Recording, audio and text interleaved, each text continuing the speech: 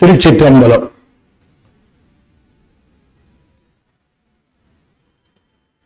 பாடும் வரியேல் அணி சேவல் என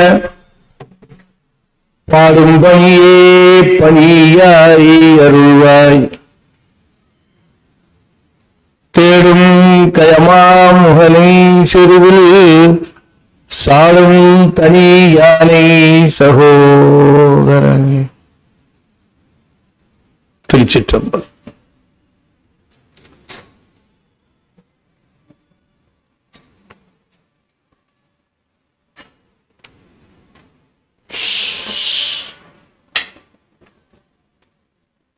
திருச்சிற்றம்பலம். எழுதொரு மறைகள் தேரா இறைவனை எல்லில் கங்குல் பொழுதொரு காலத்தென்றும் பூசனை விடாது செய்து தொழுகை தலைமீது ஏற துளுந்து வெந்நீருள் மூழ்கி அழுது அடியடைந்த அன்பன் அடியவர்க்கு அடிமை செய்வாம். திருச்சிற்றம்பலம்.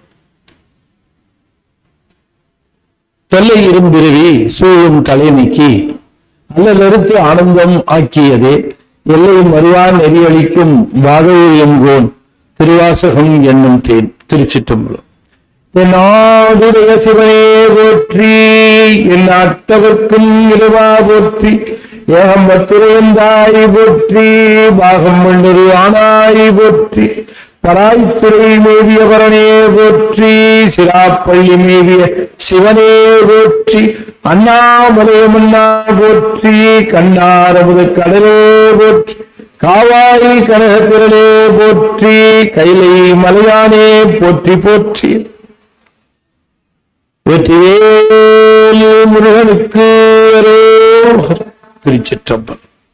அந்த சராசரங்களுக்கெல்லாம் அதிபதியாக விளங்கக்கூடிய முருகப்பெருமானுடைய ஒப்பற்ற பரங்கருணையினாலே சென்னை ஐசிஎஃப் கமலவிநாயகர் சத்சங்கம் மிகச் சிறப்பாக நிகழ்ச்சி வருகின்ற திருவாசக ஞான வேள்வியில நாம் தொடர்ந்து மணிவாசக பெருமான் அருளி செய்த திருவெம்பாவையை தொடர்ந்து சிந்திப்பதற்கு திருவருள் கூட்டியிருக்கிறது.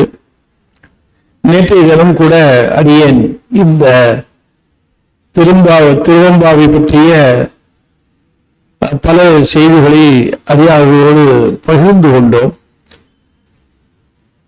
இந்த திரு எம்பாவை என்று சொல்லக்கூடிய இந்த பாடல் பகுதி திரு அண்ணாமலையிலே பெருமான் அருளி செய்திருக்கிறார் என்பதுல நமக்கு ரொம்ப ஒரு சிறப்பு. திருவண்ணாமலையில அடிகள் திருவண்ணாமலையில பாடியிருக்கிறார் அப்படின்னு சொல்லுகிற பொழுது நமக்கு எப்போது பாடியிருப்பார் அப்படின்னு கேட்கிற பொழுது திருப்பெருந்துறை இருந்து புறப்பட்ட பிறகு பாடியிருக்க வேண்டும் அப்படின்னு தோடுகிறது. திருப்பெருந்துறையில இருக்கிற காலத்துல அவர் வேற எங்கும் போயிருக்கக்கூடிய வாய்ப்பு இல்லை. அப்படி போன ஒரே இடம் உத்தரவசமங்கை மட்டும்தான், அங்க போயிட்டு வந்திருப்பாரு இருக்கு. ஆனா திருவண்ணாமலையில அவரு பாடியிருப்பதற்கு இதற்கு முன்பாகவே பாடியிருக்கலாமோ அப்படின்னா, அவரு திருப்பெருந்துறையில சிவானுபவம் விளைவதற்கு முன்பாக அவருக்கு பாடல் எழுதுகிற பழக்கம்லாம் இருக்கிற மாதிரி தெரியல. அவர் பாடி பழக்கமுடையவரோ அல்லது புலமை தன்மை உடையவரோ புலவரோ அப்படிலாம் அவரு கிடையாது. அதனால அவர் பாட ஆரம்பிச்சதே சிவபெருமானுக்கு முன்பாக அந்த போற்றி திரு அகவலைத்தான் அவர் முகமல்ல பாடி இருக்கணும் அப்படின்லாம் நம்ம பார்த்தோம். அதனால அதுக்கு முன்னாலே அவர் திருவண்ணாமலை போயிருக்கலாம், அதுல கிடையாது. திருவண்ணாமலை போயிருக்கலாம், திருவாரூர் போயிருக்கலாம், திருவிடைமருதூர் போயிருக்கலாம், பல தலங்கள் போவார்கள். அது அவர்கள் சிவபக்தி உடையவர்கள், சிவனுடைய சிறப்பான திருக்கோயில்களுக்கெல்லாம் போக வேண்டும் என்ற ஆர்வம் இருக்கும் அவர்களுக்கு. எப்படியாவது திருவாரூர் போகணும், எப்படியாவது சிதம்பரம் பார்க்கணும். என்ன எப்படி இருந்தாலும் பாண்டியர்களுக்கும் சேரர்களுக்கும் சிதம்பரத்து மேல பொறாமை இருக்கும். பொறாமைன்னா ஹெல்த்தி அது பொறாமை. அங்க போயிடுச்சியா இந்த சிதம்பரம். இங்க இருக்கும்போது அவர்கள் திரு ஆலவாய் அது வழிபாடு அதெல்லாம் சிறப்பு எத்தனையோ இருந்தாலும் சோழ நாடு சோறு உடைத்துனா சோறுன்னா முத்தின்னு அர்த்தம்.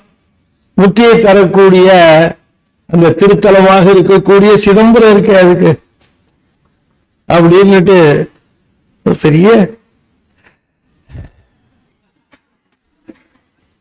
அப்படி ஒரு ஆத்தாங்க இருக்கும். இப்ப சோழர்கள் அப்படி இவங்க பார்த்து அவங்க ஒரு பொறாமை பெருமூச்சு அல்லது ஒரு இயக்க பெருமூச்சு விடுற மாதிரி சோழர்களுக்கு இந்த பக்கம் ஏதாவது இருக்கா அப்படின்னு கேட்டா அவர்களுக்கு இல்லை. அவர்களுக்கு சிதம்பரம் தான் பெருசு. சிதம்பரத்துக்கு மேல அவங்க எதையும் யோசிக்க மாட்டாங்க, அது எதுவும் இருக்கிறத யோசிக்க மாட்டாங்க. அதனால அவர்களுக்கு அதுல ஒரு சோழம் மட்டும்தான் இங்க இந்த திரு ஆலவாயில கால் மாத்தி ஆள், அதுவும் கால் மாத்தி ஆண்டதை பார்க்கணும்ட்டு வந்தான். இந்த கால் மாத்தி ஆண்டதை பார்க்கணும்ட்டு வந்தான் ஒரு சோழம் மட்டும்.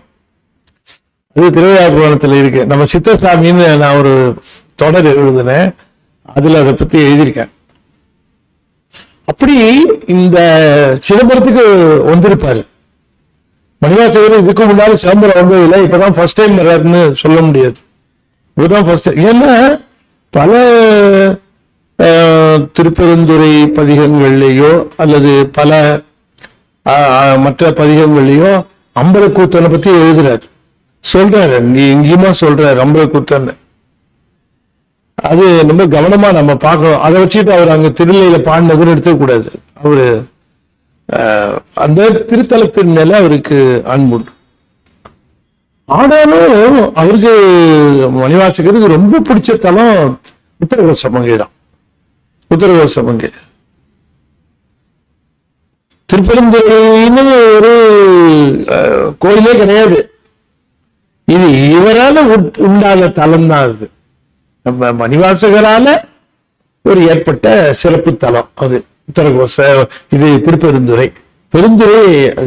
ஆனா உத்தரகோச மங்கை உண்டு. இப்ப உத்தரகோச மங்கை அந்த காலத்திலேயே சமஸ்தானத்தினுடைய ஆதரவுல இருந்த திருக்கோயில். இப்ப கூட ராமநாதபுரம் சமஸ்தானத்துலதான் இருக்குது.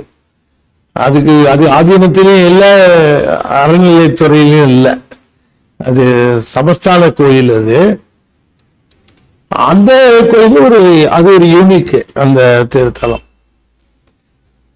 அதனால அந்த கோயில் மேல அவருக்கு ரொம்ப ஈடுபாடு உண்டு, அடிக்கடி போவாரு உள்ள. ஆகையினால இந்த திருவண்ணாமலை என்று சொல்லக்கூடிய திருத்தலத்திற்கு பெருமான் பல தடவை போயிருக்கக்கூடிய வாய்ப்போ அல்லது சில முறை சென்றிருக்கக்கூடிய வாய்ப்போ, அதுபோலவே சோழ நாட்டு பெருந்தலங்கள் எல்லாவற்றையும் பார்ப்பதற்கான ஒரு வாய்ப்போ இருந்திருக்கும். சோழர்கள் அதுல ரொம்ப என்ன சொல்றது மெக்னானிமஸ். அவங்க அவங்க இந்த மாதிரி வழிபாட்டுக்கோ இந்த மாதிரி வழிபாடு செய்வதற்கோ அவங்க வரதா இருந்தால் ஒன்றும் இது பண்ண மாட்டாங்க. சில சமயம் ஏதாவது இப்ப பாகிஸ்தானோட நமக்கு ஒரு டென்ஸ் சிச்சுவேஷனா இருந்தா இங்க இருந்து அங்க போக முடியாது, அங்கிருந்து இங்க வர முடியாது. அந்த ஒரு நேரத்துல கொஞ்ச நாள் ஆனதுக்கப்புறம் ஈஸ் அவுட் ஆயிடுச்சுன்னா அதுக்கப்புறம் பஸ் போகுது, வேற என்ன நோலாம் போகுது.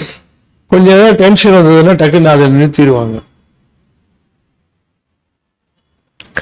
அதை விட இன்னும் நல்ல உதாரணம் கூட சொல்லுவேன். திடீர்னு காவிரியில் தண்ணி வரலன்னு வச்சுக்கோங்களேன், நம்ம உடனே தண்ணி விடுன்னு கேட்போம், அவன் பஸ் நிறுத்திடுவாங்க. பஸ் போக்குவரத்து இருக்காது. பெங்களூருக்குள்ள ஃப்ரீயா போக முடியுமா? முடியாது. போக முடியாது. நான் ஒரு தடவை போகும்போது முரளி சொன்னேன், அப்ப டிஎன் போர்டு போட்ட வண்டியில வராதப்பா அப்படின்னோம் அப்படின்னு சொன்னான். ஏன்னா டிஎன் பார்த்தா போர்டை பார்த்தால அடிப்பாங்க அப்படி.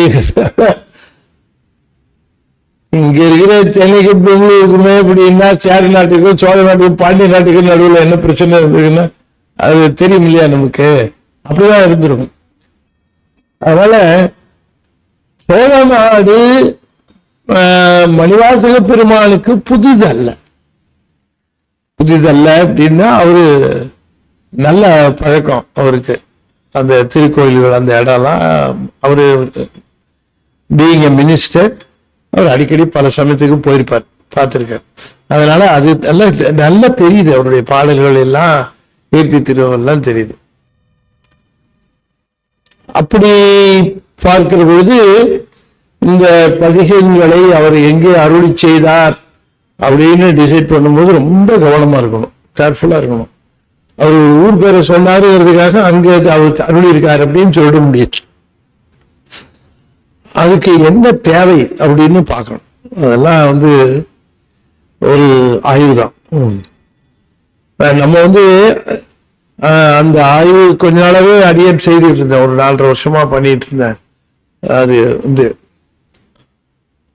அது நம்ம சமீபத்துலதான் நம்ம கமலவநாத் சத்சங்கத்துல ஓரளவு நிறைவு பெற்றதுங்கிறது நல்ல ஒரு முயற்சி.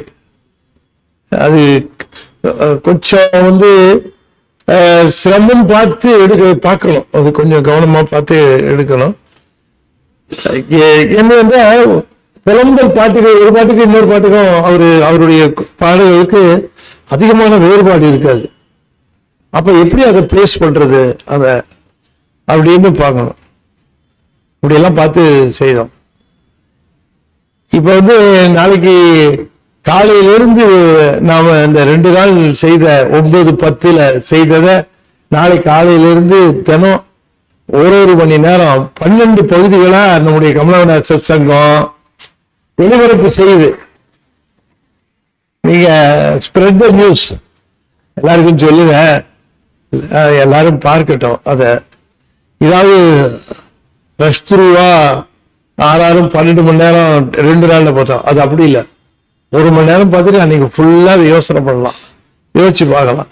சரி இப்படி இருந்திருக்கா, இப்படி இருக்கிறதுக்கு வாய்ப்பு இருக்கா அப்படின்னுட்டு அதை பார்க்கறதுக்கு யோசிச்சுட்டே இருக்கு. இது ஒரு டெக்ஸ்டாவும் வரப்போகுது.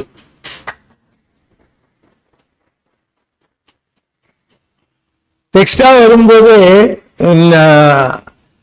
I am exercising more carefulness and precautionary measures, and also நான் அந்த பதிகங்களினுடைய உள்ளீடுகள் இதையெல்லாம் அதுல டிஸ்கஸ் பண்றேன். அதுக்கு 2 நாள் வாய்ப்பு இல்லாம போச்சு. 9-10 உள்ளீடுகள் எல்லாம் நான் அதிகமா டிஸ்கஸ் பண்ணல. பட் ஏன் அப்படின்னு ஜஸ்டிஃபை பண்ணேன்.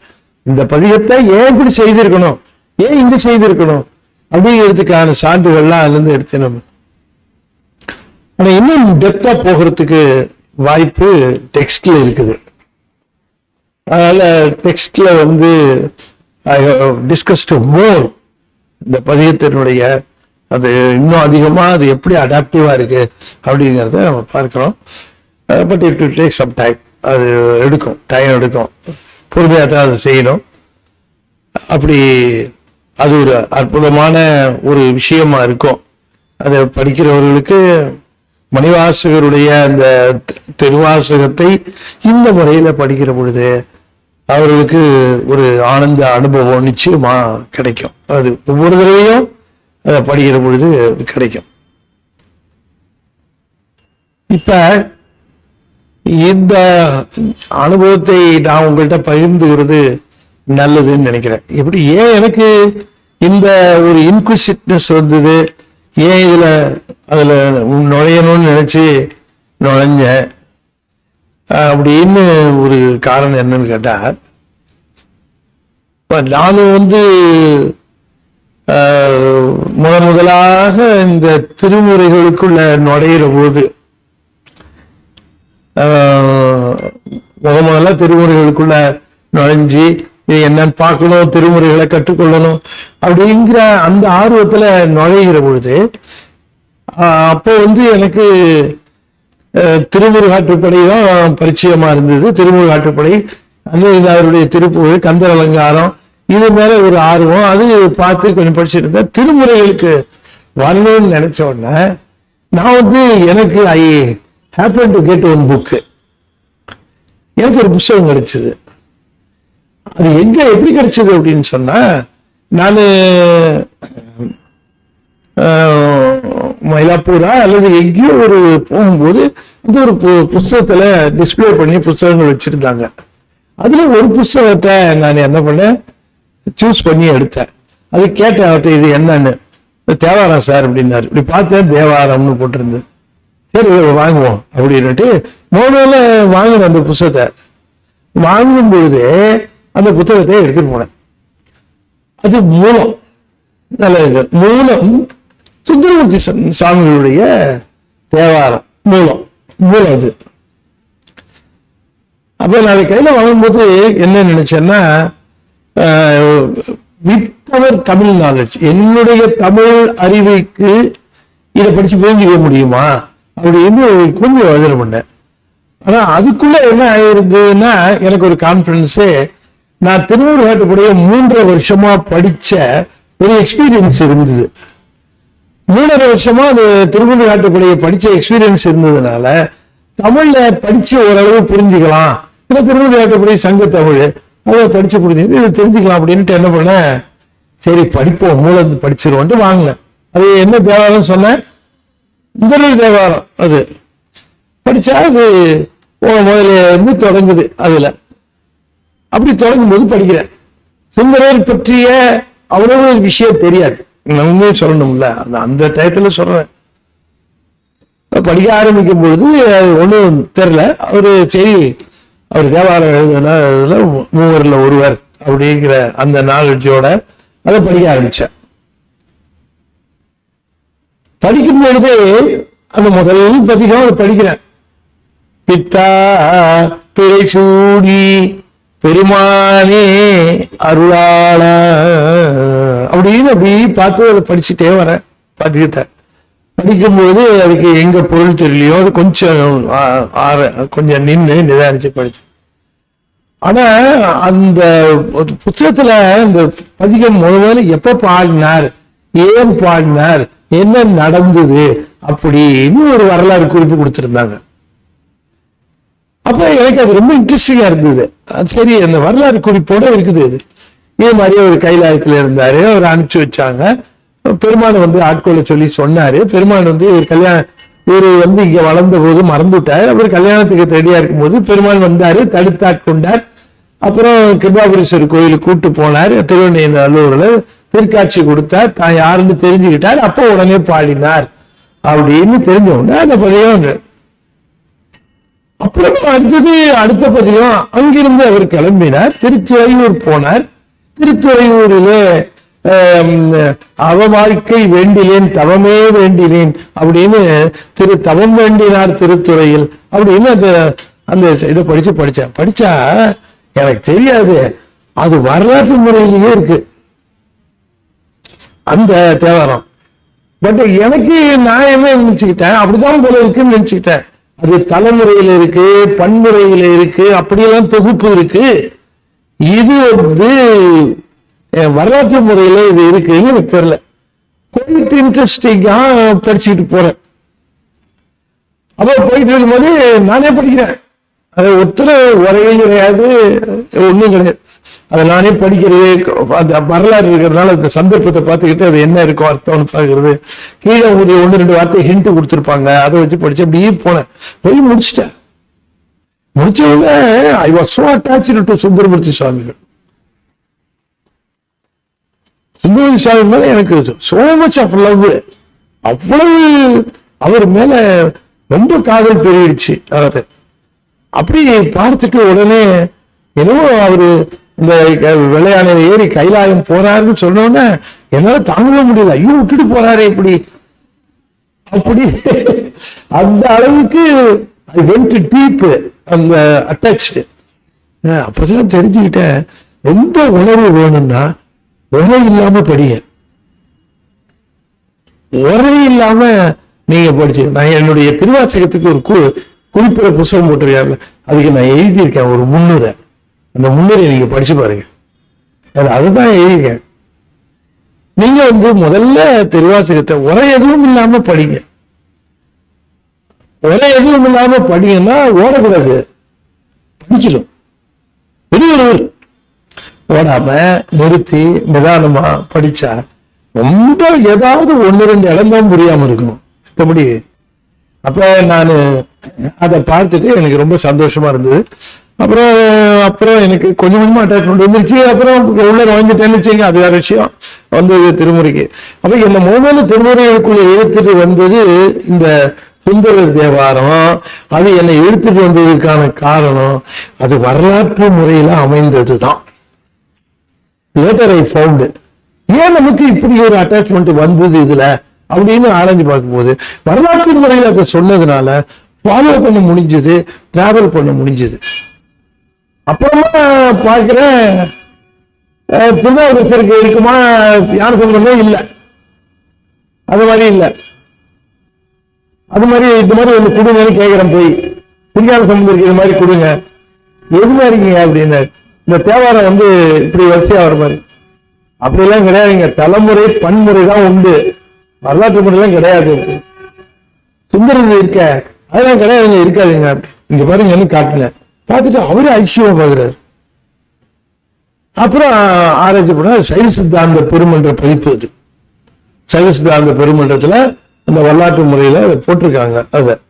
ஆனா வரலாற்று முறையில போடுறதுக்கு ஒரு முயற்சி எடுத்து இந்த தேவாரத்தை தொகுத்து அவங்க போட்டிருக்காங்க. அதனால அது படிக்கிறதுக்கு நமக்கு ரொம்ப சௌரியமா போச்சு, அதை படிக்கிறதுக்கு ஈஸியா போச்சு. அப்ப கொஞ்ச நாள் கழிச்சு கு சுந்தரமூர்த்தி அவர்கள் சிவகாசியில இதே மாதிரி திருநாவுக்கரசருக்கும் திருஞான சம்பந்தருக்கும் போட்டார். அதுலேயும் அவருக்கு நிறைய டிஃபிகல்டிஸ் ஃபேஸ்டு. என்னன்னு கேட்டா எல்லா பதிகத்தையும் சேகரார் சொல்லல, நிறைய பதிகம் எங்க பாடி இருக்காருங்கிற சமாச்சாரம் இருக்கு.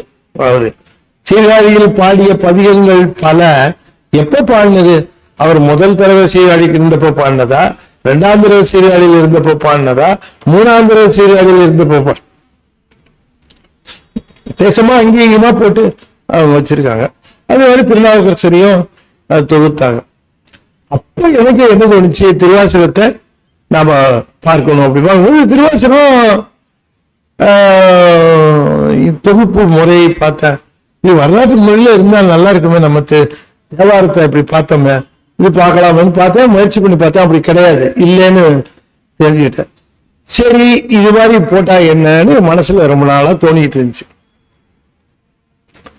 அப்ப 1-2 பேர்ட்ட டிஸ்கஸ் பண்ணும்போது அவங்க ரொம்ப நெருக்கமானவங்க, கொஞ்சம் எந்த இடத்துல இருக்கிறவங்க, அவங்ககிட்ட இருக்கும் இந்த மாதிரி உங்களுக்கு ஏன் இந்த வேலை, எல்லாரும் சிவபுராணம் தான் முதல்லன்னு நினைச்சிட்டு இருக்கிறாங்க. நீ போய் அவர் முதல்ல சிவபுராணம் பாடலன்னு சொன்னா ஒருத்தரும் ஏத்துக்க மாட்டாங்க. அவங்க உடனே பவுன்ஸ் ஆவாங்க. அதனால அது கஷ்டம். இந்த திருவாசகத்தை இவங்க இப்படியே ஓதி பழகிட்டாங்க. அதனால அவங்க எல்லாம் மாத்தி ஆர்டர் பண்ணி அரேஞ்ச் பண்ணி கொண்டாடுறது கஷ்டம் அப்படின்னு சொன்னது நியாயமா பட்டுச்சு எனக்கு. என்ன விட்டேன். அப்புறமா திரும்பவும் அது உள்ள இருக்கும் இல்லையா அந்த ஆவல், அது அப்படியே கொழுந்து விட்டு கொஞ்சம் கொஞ்சமா அப்படியே அந்த ஆர்வம் எழுந்துக்கிட்டே இருந்தது. பிறகு நல்ல வழியா நம்ம திருநெல்வேலியில முருகானந்த ஐயான்னு ஒருத்தர், அவர்கிட்ட ஒரு தடவை பேசிட்டு இருக்கும்போது சொன்னேன். அவரும் ஒரு தடவை போன் பண்ணி, என்ன ஐயா நீங்க ஒரு தடவை சொன்னீங்க ஒரு இந்த திருவாசகத்தை பத்தி, நீங்க இங்க வாங்க திருநெல்வேலியில, நீங்க நான் 10 நாள் அரேஞ்ச் பண்றேன், நீங்க கொஞ்சம் இங்க அந்த மாதிரி நீங்க டிஸ்கஸ் பண்ணுங்க. எனக்கு அடடா, நம்ம என்ன நினைச்சுக்கிட்டு இருந்தோமோ அதுக்கு எல்லாரும் பேச கூப்பிடுறாங்களே தவிர அவங்க என்ன நினைக்கிறாங்களோ அப்படி பேசத்தானே கூப்பிடுவாங்க. ஏங்க தலைப்பு கொடுத்து கூப்பிடுறவங்க தானே நிறைய பேர் இருப்பாங்க. இந்த பேசுங்க, இந்த சப்ஜெக்ட் பேசுங்கன்னு. அப்படி அந்த போகும்போது அவரு ரொம்ப பிரியமா கூப்பிட்டார். அங்க போய் இந்த ஆனா எனக்கு அப்போ அவரு சொன்ன டைம் ஷார்ட்டா போச்சு. இப்ப ஆய்வு பண்றதுக்கு ஓரளவு ஆய்வு பண்ணி வச்சிருந்த பாருங்க, அதை மட்டுமே பேசிக் மெட்டீரியலா எடுத்துக்கிட்டு அங்க போய் ஒரு 10 நாள் பார்த்தா எல்லாரும் ரொம்ப அப்ரிஷியேட் பண்ணாங்க. அங்கதான் முதல்ல அந்த அந்த பேரியரை கொஞ்சம் அப்படி பிரேக் த்ரூ பண்ண. அது முதல்ல இது போட்டி திருவள்ளுவர் தான் பாடியிருப்பார், அதுதான் வாய்ப்பு இருக்கு அப்படின்னு சொல்லி மணிவாசகர் கோயில் கட்டலை, அவரு கட்டுற வேலை இல்லை, அவரு பணமும் எடுக்கல, கோயிலும் கட்டல அப்படின்னு இந்த மாதிரியான விஷயங்களை எல்லாம் தெளிவுபடுத்தி அங்க சொன்னார். திருநெல்வேலி சைவ மண் இல்ல, ஆமா திருநெல்வேலி சைவ மண்.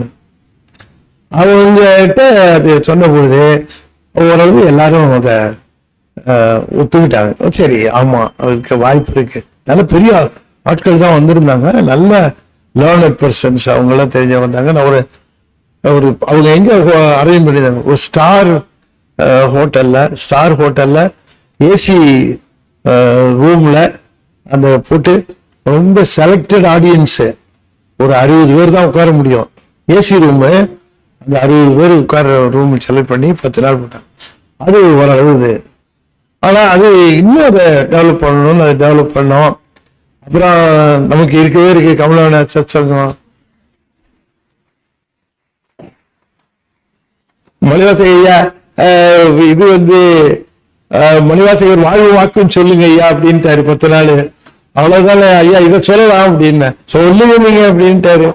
அப்புறம் தான் அதை நம்ம ஒரு 10 நாள் அதுக்கு ஒரு அவுட்லைன் கொடுத்தேன். அதுக்கும் நல்ல ஒரு இது இருந்தது.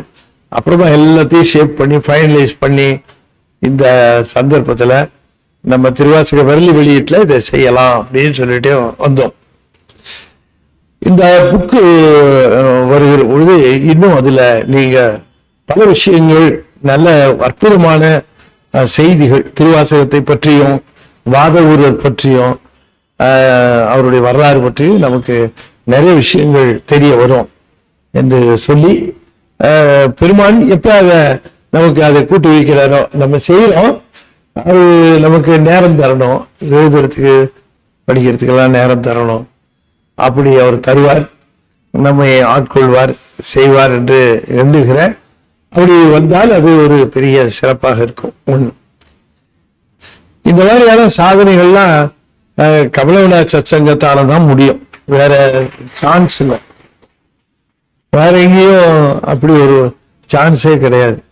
அது இப்ப சாமியா பார்த்து அப்படி ஒரு வாய்ப்பை ஏற்படுத்தி தந்திருக்கிறார். அதை நாம பயன்படுத்திக்கிட்டோம். ஒரு பெரிய இது இந்த பதிக அரேஞ்ச்மெண்ட் ரொம்ப ஆய்வு பண்ணி எடுத்த ஒரு அரேஞ்ச்மெண்ட் தான். இப்ப நம்ம எடுத்திருக்கிற ஆர்டர் நம்ம திருவாசகத்துல எங்கேயும் கை வைக்கல, ஆர்டர் தான் மாத்திருக்கோம். திருவாசகத்தை நம்ம ஒண்ணுமே கைத்தொழில், அது என்ன டெக்ஸ்டோ அதே தான், ஆர்டர் மட்டும் மாத்தி நாம செய்திருக்கிறோம். அந்த ஆர்டர்ல திரும்பவும் நம்ம ஒரு முறை ஒரு ரஷ்திரியா ஒரு முற்றுவதில் நாம இங்க செய்யலாம். அதுக்கு உரிய நேரம் வருகிற பொழுது அதை ரொம்ப அழகாவே அடியார்கள் எல்லாரும் பங்கு பெற்று அந்த முற்றுவதலை நாம ரொம்ப அழகாக செய்யலாம் என்று சொல்லி, அது சரி சார் எப்ப திருவம்பாவைக்கு வருவீங்க அப்படின்னு எல்லாம் இந்த மாதிரி விஷயங்களை எல்லாம் அடியார் பெருமக்களோட தான் பகிர்ந்துக்க முடியும் இல்லையா? நான் ஒரு பெரிய ஆடியன்ஸுக்கு முன்னால போனேன், இப்போ ஏதோ ஒரு நிகழ்ச்சி ஏற்பாடு பண்ணியிருக்காங்கன்னு சொன்னா நான் அங்க போய் உட்கார்ந்த உடனே டயத்தை பார்ப்பேன், கரெக்டா சப்ஜெக்ட் ஆரம்பிப்பேன், சப்ஜெக்டை பேசி டயத்தை பார்த்து முடிச்சுட்டு கைத்தட்டல் வாங்கிட்டு கீழே இறங்கணும். அவ்வளவுதான் நம்ம வேலை. நம்ம என்ன சொல்ல வந்தோமோ அந்த சப்ஜெக்டை சொல்லிட்டு அவங்களுடைய திருப்திக்கு அந்த விஷயத்தை சொல்லிட்டோம். ஆனா கமல விநாயகர் சத்சங்கம் அப்படி இல்லை. எனக்கு நடராஜ சபை சைதாப்பேட்டையில தாய் வீடு, இது எனக்கு புகுந்த வீடு.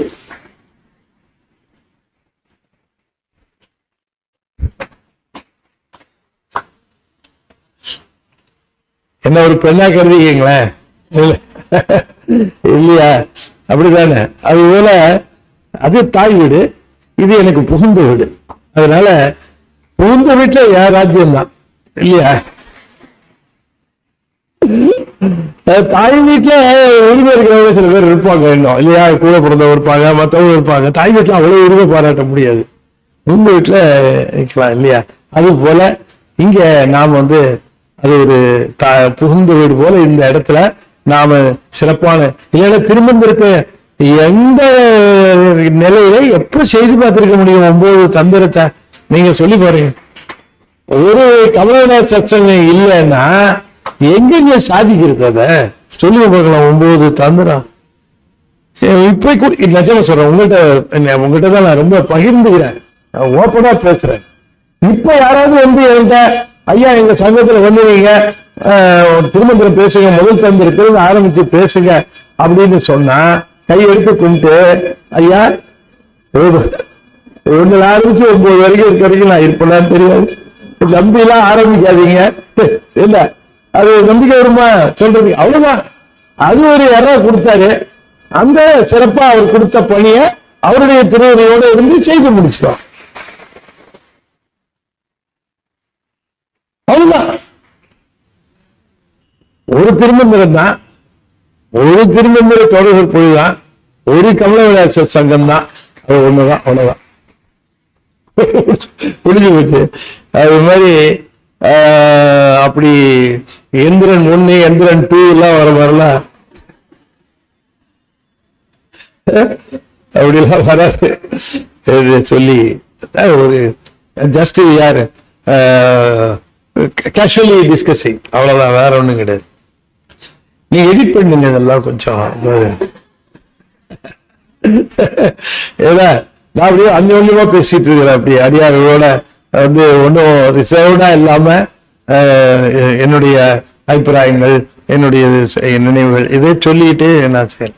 ஆகையினால இந்த திருவாசக முற்றுவதல் நாம 9-10 செய்தது ஒரு பெரிய மைல்கல். அது ஒரு டேர்னிங் ஸ்டோன். அது சரித்திர பின்னால 10 வருஷம் 20 வருஷம் கழிச்சு பார்க்கிற பொழுது அதை ஒரு அதிசய நோக்கோடு சிந்திப்பார்கள்.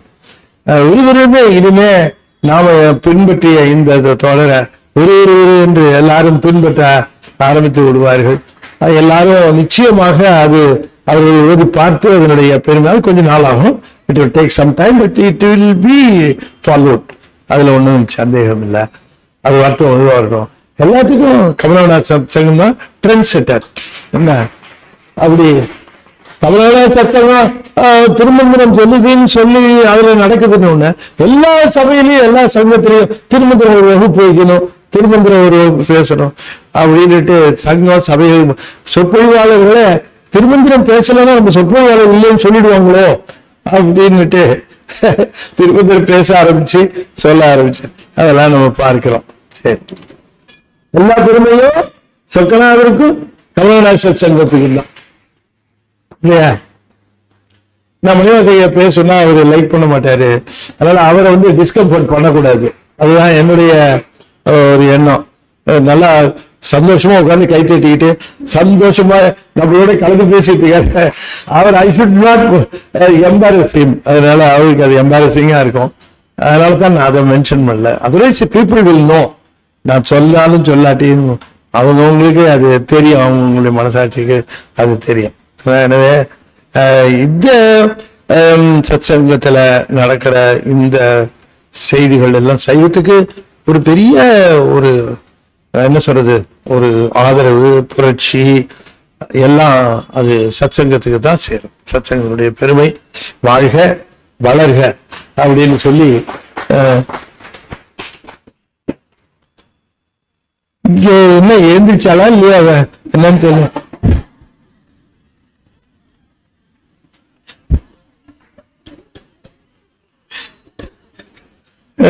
இந்த பொண்ணு எல்லாம் தூங்கு யாரு அப்படி சரி நம்மளும் சேர்த்து எழுப்புவோம் என்று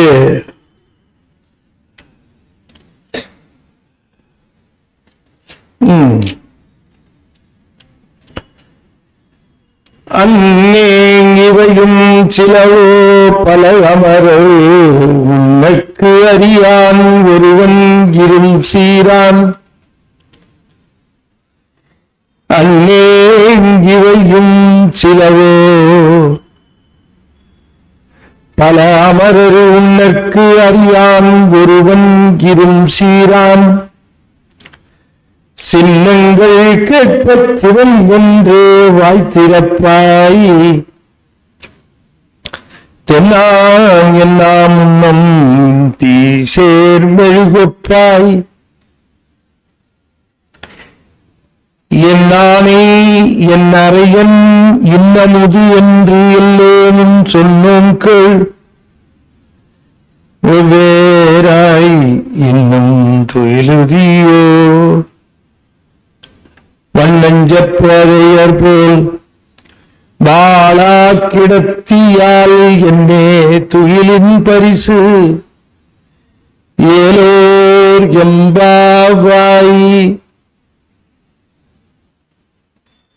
அண்ணே அந்த பெண்ணு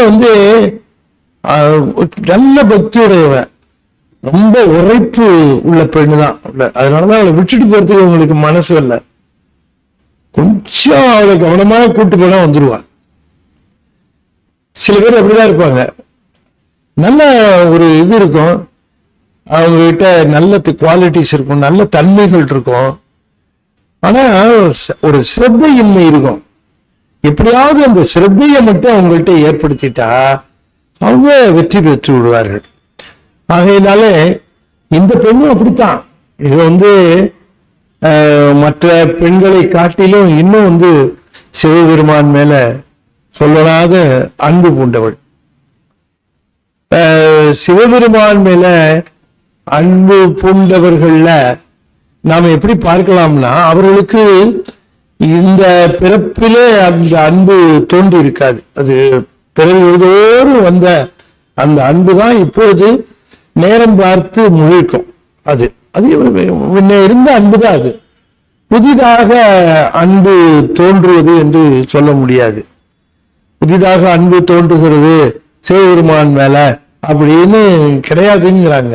அந்த மாதிரி சிவபெருமான் மேல அன்பு வந்தா அது கண்டினியூட்டி தான். அது முன்ன இருந்தவனுடைய கண்டினியூட்டி தான் அது அப்படின்னு சொல்லுகிறாரு. இப்போ ஒருத்தருக்கு பிறப்பு முழுக்க சிவபெருமான் மேல அன்பே வரலன்னா அந்த கண்டினியூட்டியே இல்லைன்னு அர்த்தம். அது இல்லாததுனால வரல, அது இருந்தா தான் வரும். ஏற்கனவே இருந்த அந்த தொடர்பு தான் இப்ப அது வரும் அப்படின்னு சொல்லுகிறாரு. அப்ப எப்படி சார் போன தடவை அந்த தடவை மட்டும் எப்படி வந்திருக்கும்? போன தடவை இருந்தது இப்போ வந்ததுங்கிறீங்க தொடர்ச்சி. அதுக்கு முந்தின தடவை தொடர்ச்சி, அதுக்கு முந்தின தடவை தொடர்ச்சி, பல பிறவிகள்ல இருந்த அந்த தொடர்ச்சி தொடர்ந்து வருகிறது. இந்த சிவனை பற்றிய இந்த ஆன்மா பிரபஞ்சத்தை பற்றி கொண்டே இருந்து விடாமல் இருந்த காரணத்தினாலே பிறப்பும் வந்தது, சிவனுடைய நினைப்பும் வந்தது. ரெண்டு பேர் தான் வந்திருக்கு. பிறப்பு வந்ததற்கு காரணம் அந்த பிறப்புல செய்த நல்வினை தீவினைகள், அது காரணம் பற்றி அது வந்துருச்சு. சிவனை பற்றிய நினைவும் அப்படித்தான் வரும். அது அப்ப முதல்ல எப்படி சிவனை பற்றிய நினைவு, வேறு பல தெய்வங்களை வணங்கி கொண்டிருக்கிற அவர்கள் அதிலே நிலைத்து அதிலே வருகிற பொழுது சிவம் அவர்களுக்கு முதலாக தன்னை நினைய தரும். அவர் தான் அதை இனிஷியேட் பண்ணியிருப்பார். இந்த தன்னை நினைய தருங்கிறது அதுதான் முதல் நிலை. அது தன்னை நினைய தரும். இப்போ அதுக்கு அது தொடர்ச்சியா பல பிறவிகள்ல மறக்காம இருக்கணும்னு கேட்கிறாங்க பாருங்க. அதைத்தான் கேட்கிறாங்க. மையல் மானுடான் வழங்கும் வழி ஐயனே என்னை தடுத்து ஆண்டு கொண்டருள் அப்படின்னு அவர் கேட்கிறது. மீண்டும் பிறப்புண்டேல் உனையென்றும் மறவாமை வேண்டும் என்று அம்மா கேட்கிறது. இது எல்லாமே சிவனை பற்றிய நினைவுகள். அது மட்டுமல்ல, சிவனை வழிபாடு செய்வதும் கூட சிவன் மேல இருக்கக்கூடிய அன்பு, சிவன் மேல இருக்கக்கூடிய நேசம், சிவன் மேல இருக்கக்கூடிய பற்று, இது எல்லாமே தொடர்ச்சியா வருதுதான். அதனாலதான் அவரு நம்ம அப்பர் சாமி சொல்லுகிறது, துஞ்சிருள் காலை மாலை தொடர்ச்சியை மறந்திராதே அப்படின்னு சாமி சொல்லுகிறார். ஆகையினால அந்த தொடர்ச்சியில இவளுக்கும் அந்த சிவத்தின் மேல நல்ல பக்தி உண்டு. அதனால அவளை அண்ணேன்னு கூப்பிடுறாங்க. ஏமா தாயே, ஈவையும் சில சொல்றோம், இப்படி சொல்றோம்ல, தாயேன்னு சொல்றோம். ரொம்ப அன்பு வந்துட்டா மாமியார் மருமகளை தாயே ஏதாவது போடுமா பசிக்குது அப்படின்னு கேட்பாங்க. அது வழக்கம் இல்லையா? அப்படி அந்த மாதிரி கூப்பிடுறான் அண்ணே அப்படின்னு வெளியில இருக்க. தாயே தாயே, நீ வந்து இது நான் பார்க்காத பழக்கங்களா இருக்கு. இதுவரைக்கும் உங்ககிட்ட பார்த்த பழக்கங்கள் வேற. இது வரைக்கும் நீ காலையில வந்து நாங்க வரதுக்கு முன்னாடி நீங்க வந்திருப்ப. நான் இன்னைக்குதான் இந்த புது பழக்கம் பார்க்கிறோம். உள்ளேயே இருக்கிறதும் பதில் சொல்லாம இருக்கிறதும் படுக்கையிலேயே கிடக்கிறதும் இன்னைக்குதான் பார்க்கிறோம். இவையும் சிலவோ இல்ல இன்னும் வேற ஏதாவது வச்சிருக்கிறியா? இவையும் சிலவோ அன்னே இவையும் சிலவோ பல அமரரு. அவருடைய பெருமையை சொல்லுகிறார்கள். பல அமரர் உன்னருக்கு அறியார். இப்ப அதைத்தான் உங்களுக்கு சொன்னேன். சில அமரர்களுக்கு நினைக்கிறதுக்கு அறியவன், நினைக்கிறதுக்கு அறியவன்கிறார். உன்னருக்கு அறியன். அப்ப உன்னருக்கு அறியன்னா என்ன? தேவர்களுக்கு உன்னருக்கு அறியன்னா நினைக்க மாட்டாங்க. எல்லாருமா சேர்ந்து நினைக்கிறாங்க. சிவனை நினையாதவர்களும் உண்டு அல்லவா? அவன் சிவனை நினையாமல் இருக்கிறது என்ன அப்படின்னு கேட்டா அவர்களுக்கு அவன் அரியன். அப்படி அவன் விளங்குகிறவன், அரியனாக விளங்குகிறான். உன்னற்கு அரியன் ஒருவன் இரும் சீரான். ஒருவன் சொல்ற, ஒருவன் என்னும் ஒருவன் காண்கன்னு சொல்றது மாதிரி அவன் ஒருவன்.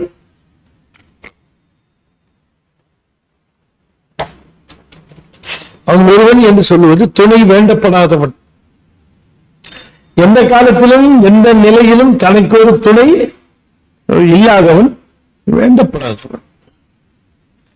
இரும் சீரான், பெரும் சீர், சிறப்புடையவன். இரும் சீரான்.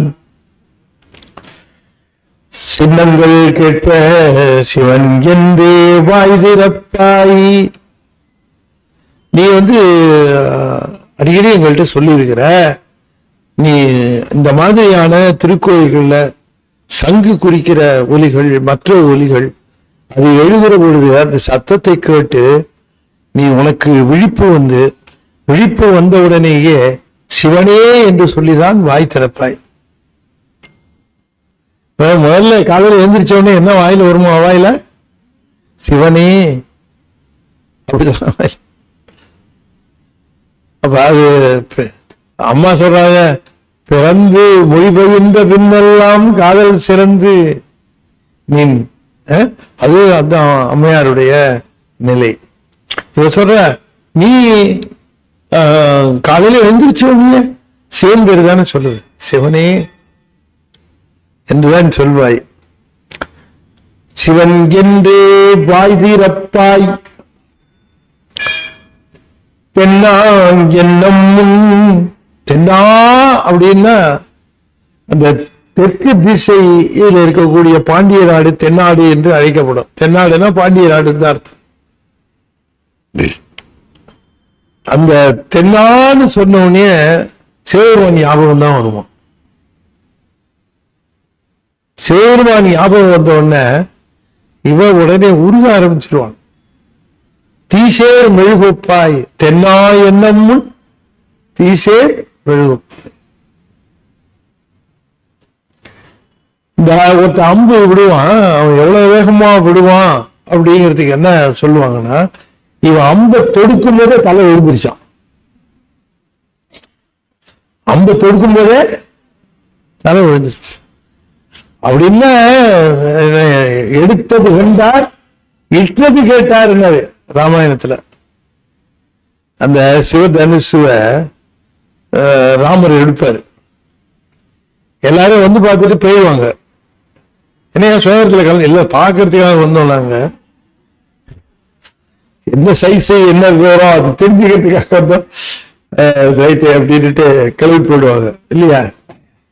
சில புத்தகம் வாங்கிடுவோம், நம்ம போயிடுவோம் புத்தகம் வாங்கிடலான்ட்டு. சேர்ந்து போய் கடையில போய் அந்த புத்தகத்தை வாங்கி அதை பிரிச்சு இப்படி பார்ப்போம். பார்த்த உடனே சரி நீங்க வேணுமா இல்ல பாக்குறதுக்காக வாங்கினீங்க நீங்களே வச்சு அது மாதிரி இந்த சிவதரிசியை பார்த்துட்டு ரொம்ப நல்லா இருக்குங்க அப்படின்னு போய் அது நகத்தை விட முடியல. அவ்வளவு அத்தனை பேர் வண்டியில வச்சு கொண்டாந்தேன். அப்போ ராமர் தசரதனுடைய குமாரன், தசரத குமாரன், அவரு விஸ்வாமித்திரரோட இருக்கிறாரு. விஸ்வாமித்திரரு கூடவே 2 பேரும் இருக்கிறாங்க, ராமரும் லக்ஷ்மணரும். விஸ்வாமித்திரரு அப்படி கூட இருக்காங்க. அவங்க எல்லாம் வந்தவங்க அப்படி பார்த்துட்டு போறாங்க. எல்லாரும் சில புத்திசாலியா இருந்து தூரக்கு இருந்து பார்த்துட்டு அப்படி கிளம்பி போறாங்க. ராமரை பார்த்தாரு விஸ்வாமித்திரர், அவ்வளவுதான். உடனே அப்போ உடனே கிளம்பி குருநாதர் உத்தரவு இல்லை, குருநாதர் உத்தரவு போறாரு. வந்துகிட்ட எல்லாரும் சிரிக்கிறான். நம்மள மாதிரி பார்த்துட்டு வரத்துக்கு போறாரு போல இருக்கு. நம்மளாவே இப்போ வெள்ளி பார்க்கிற அளவுக்கு வேறமா இருந்தோம் அப்படின்னு போனவரு அப்படி பார்த்தார், வணங்கினார், அப்படி எடுத்தார். சத்தம் கடிச்சு அவ்வளவுதான். எடுத்தது கண்டார். வளைக்கிறதெல்லாம் அவங்க பார்க்கவே இல்லையா, எடுத்ததை பார்த்தாங்க. அது அப்படி வளைச்சு அந்த நாணை பூட்டணும், அவ்வளவுதான். வேற ஒண்ணு இல்லை. வில்லு நான் பூட்டாம இருக்கும். அந்த வில்லை எடுத்து வச்சு இந்த காலில் ஒரு முனைய மிதித்து கொண்டு மறுமுனையில கட்டப்பட்டு இருக்கக்கூடிய அந்த ஒரு வளையத்துல கீழே இருக்கக்கூடிய ஸ்ட்ரிங்கை எடுத்து அப்படி வளைச்சு அதுல சொருகணும். அப்படி அதுதான் அவர் செய்யுது. அது எல்லாரும் ஆர்வமா இப்படி எப்படி வளைக்கிறார் பார்க்கலாம் அப்படின்னு நினைச்சிட்டு பார்த்துக்கிட்டே இருக்கும்போது எடுத்தது பார்த்தாங்க. டமான்னு சத்தம் தான் கட்டிச்சான். பார்க்கல, அடுத்த சீன் பார்க்கல. அவங்க இன்னும் 2வது இடத்து கிடக்கு. அப்ப என்னன்னு கேட்டீங்கன்னா, எடுத்தது கண்டார், இட்டது கேட்டார். பார்க்கல, அடுத்தது அதையும் பார்க்கல, சத்தம் தான் கட்டிச்சு. ஏன் அப்படின்னா நமக்கு இமைத்தல் குற்றம். கண்ணு இமைக்காம மட்டும் இருந்ததுதான் உடைச்சதையும் பார்த்திருக்கலாம். இந்த கண்ணு திறந்து பார்க்கிற போது எடுத்தார், கண்ணு இமைக்கிற நேரத்தில் உடைச்சிட்டார் அப்படின்னு எழுதுறாரு. எடுத்தது கண்டார், இட்டது கேட்டார். அவர் பெரியமா செய்து முடிச்சாரும்பாரு. அத பின்னால சொல்லுகிற பொழுது பரசுராம பின்னால சொல்ல ராமனை சந்திப்பாரு.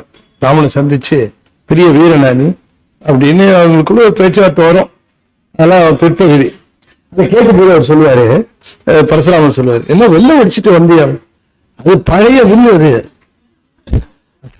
அது ரொம்ப நாள் ஆச்சு யூஸ் பண்ணி அது துருப்பிடிச்சு போயிருந்தது. அதை எடுத்த டொக்குன்னு உடஞ்சிருச்சு. உடனே நீ பெரிய வீரோடு எல்லாம் சொல்லிவிட்டாங்க கேட்டாரு அவரு பரசுராமன். ராமன் அது பின்னா ஜோக்கா இருக்கும். சரி, அதை விடுங்க. நம்ம எதுக்கு சொன்னோம்னா, இது அந்த தென்னா என்னும் முன்னம், தென்னான்னு சொன்னா இல்ல, தென்னா என்னும் முன்னம், என்ன முன்னம்னா தென்னான்னு சொல்றதுக்கு முன்னாடியே தென்னா என்னும் முன் தீசேர் மெழுகொப்பாய் அப்படின்னார். தீசேர் மெழுகொப்பாய் என்று சொல்லுகிறார். அப்ப இந்த தீயிட்ட மெழுகு கொண்டு போகணும்னு அவசியம் இல்லை. இப்படி தள்ளி வச்சு தீய வச்சாலே மெழுகு உருகும். தீ இங்க இருந்து மெழுகு அங்க இருந்தாலே உருகும். அதை கொண்டு தீயிலே வச்சா அது என்ன ஆகும்? தீசேர் மெழுகு. தென்னாய் என்னமும் தீசேர் மெழுகுப்பாய். ஏன்னா அந்த சிவத்தோட கலந்து சிவானுபவ நிலையில அப்படியே நீ போயிடும். அது தான் சிவானுபவ நிலைக்கு போயிடுவ நீ. அப்படிப்பட்ட ஆளச்ச நீ. தென்னாய் என்னமும் தீசேர் மெழுகுப்பாய், என் ஆணை என் அரையன் இன்னமுது என்று எல்லோரும் சொன்னோங்க. நீ தென்னாலும் சொல்றதுக்கு முன்னாடியே உறுதிரவளாச்சே. நாங்க என்னென்னலாம் பாராட்டிட்டு வரோம் சிவபெருமானுடைய பெருமைய. நீ தூங்கிட்டு இருக்கிய. அன்னே இவையும் சிலவோ பல அமரர் உனக்கு அறியான் ஒருவன் இரும் சீரான் சின்னங்கள் கேட்ப சிவன் என்றே வாய்விரப்பாய் தென்னாய் என்னும் முன் தீசேன் மெழுகுப்பாய். என் ஆணை என் அரையன், என்னுடைய யானை, என்னுடைய அரசன், இன்னமுது என்று எல்லோரும் சொன்னோம் கீழ். வெவ்வேறாய் ஒவ்வொருத்தரும் அவங்களுக்கு தோடுகிற முறையில சிவபெருமானை துதித்துக் கொண்டே வருகிறோம். இன்னும் துயிலுதியோ இன்னும் துயிலுதியோ வண்ணஞ்ச பேரையர் போல் வாழா கிடத்தியால். அது ஒன்ன சொல்லி குத்தம் இல்லை, நீ நல்லவதான். ஆனா இந்த தூக்க பிசாசு இருக்கு பாரு, அது உன்னை பிடிச்சிச்சு. நல்ல பொண்ணு, காசை எடுத்துட்டு போய் செலவு பண்ணணும் பையன். டேய் நீ நல்ல வந்தாண்டா, உன்னை ஒரு ஆசை பிசாசை பிடிச்சிட்டு இருக்கு. அது ஒன்ன சரி அப்ப நம்ம நல்ல வந்தான் போல இருக்கு அப்படின்ட்டு எல்லாம் ரொம்ப திட்ட கூடாது இல்லையா. நீ நல்ல பையன், நீ நல்ல வந்தான். ஆனா என்ன பண்றது, ஒண்ணு அப்பப்போ இந்த ஆசை பிசாசு உன்னை அப்படியே விரட்டி காசை எடு, கொண்டு போ, செலவு பண்ணு அப்படின்னு சொல்லுது. இந்த பிசாசுக்கு இடம் கொடுக்காத அப்படின்னு அறிவுரை சொல்லுவாங்க. அதே மாதிரி நீ நல்ல பொண்ணுதான், எங்களோட இருக்கும் போதெல்லாம் சிவபெருமானுடைய பெருமையை பேசுவ. நீயே சொல்லியிருக்க காலையில எழுந்திரிச்ச நீயே சிவன்னு தான் வாய் திறப்ப, சிவன் என்றே வாய் திறப்பாய். ஆனாலும் என்ன பண்றது, இப்ப இந்த தூக்கத்தோட வலிமையை என்ன சொல்றது. வண்ணஞ்ச பேதை ஏற்போல் வாழா கிடத்தியால் என்னே துயிலின் பரிசே நோரெம்பாவாய். கோழி சிலம்ப சிலம்பும் குருகு எங்கும் ஏழில் கியம்ப அம்பும் வெண் சங்கும் கேழில் பரம் சோதி கேழில் பரங்கருணை கேழில் வேப்பொருள்கள் பாடினோம் கேட்டிலையோ. வாழி ஈதன்ன உறக்கமோ வாய் திறவாய் ஆழியான் அன்புடைமையாமாறும் இவ்வாறோ ஊழி முதல்வனாய் நின்ற ஒருவனை எதை பங்காளனையே பாடேலோரெம்பாவாய். ஏழை பங்காளன் அவர். ஏழை பங்காளன்னா ஏழைகளுக்கெல்லாம் பங்காளன்னு அர்த்தம் சொல்ல ஆரம்பிச்சிட்டாங்க. ஏழைனாலே பெண்ணுன்னு அர்த்தம். ஏழைங்கிறது எப்படி வந்ததுன்னா ஏந்திழை. அந்த ஏந்திழைங்கிறது சுருக்கி நம்ம சுருக்கிறதுல பெரிய ஆளாச்சு என்ன. இந்த ஏந்திழைங்கிறது ஏழை அப்படின்னு ஆயிடுச்சு. ஏந்திழை அது ஏந்திழைங்கிறது அணிகலன்கள் அணிந்தவன். பெண்கள் அணிகலன்களுக்கு உரியவர்கள். அதனால ஏந்திழை, சேயிழை, ஆயிழை என்றெல்லாம் அவர்களுக்கு பெயர். அப்படி அந்த பெண்களுக்கே உரிய அந்த பெயர்கள். அந்த ஏந்திழை ஏழை ஆயிற்று. அங்கே உமையை குறிப்பிடுவது. ஏந்திழை ஒரு பங்காக உடையவன், உமையின் ஒரு பங்காக உடையவன் பங்காளன். அதைத்தான் சொல்றாரு ஏழை பங்காளன், அதான் அர்த்தம். கோழி சிலம்புகிறது. வீடுகளில் இருக்கக்கூடிய கோழி அது கூவுகிறது. கோழி கூவுகிறது. ஆரம்பிச்சிருச்சு. அந்த கோழிக்கு பக்கத்துல ஒரு இல்லுன்னு போட்டுக்கணும். கீழே 7 இல்லுன்னு இருக்கா, இந்த 7 இல்லு அப்படின்னு சொன்னா 7 இல்லுன்னு பிரிக்கணும். 7 இல்லுன்னு பிரிக்கும் போது குறிப்பிடலாம் எழுதியிருக்கேன். நீங்க இதை வாங்கினீங்கன்னா உங்களுக்கு இந்த குறிப்பிடலாம் இதுல தெரியும். இந்த 7 இல்லுங்கிறது இல்லுன்னா வீடு. 7 வீடுகள்ல வாத்தியங்கள் ஒழிக்கின்றன.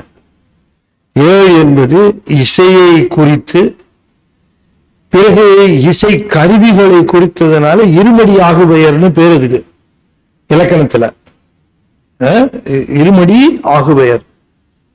அப்படி முதல்ல 7ங்கிறது 7 இசையை குறிச்சது. இவரு தானே 7ங்கிறது.